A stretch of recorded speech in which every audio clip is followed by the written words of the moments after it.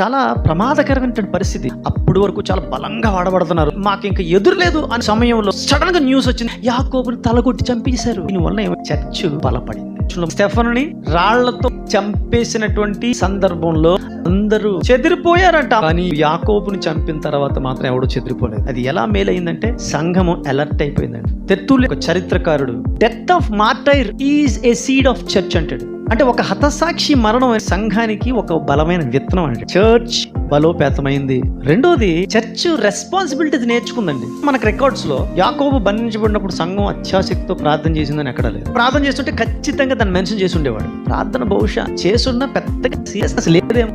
యాకోబు పట్టబడిన తర్వాత ప్రార్థన చేయనటువంటి సంఘం పేతురు పట్టబడిన తర్వాత అలర్ట్ అయిపోయింది. ఒక ఉపద్రవం వచ్చినప్పుడు సంఘం అంతా ఒకటి అవ్వాలి అనే ఒక రెస్పాన్సిబిలిటీని నేర్చుకుంది. Prayer power caused Peter to come out of the jail.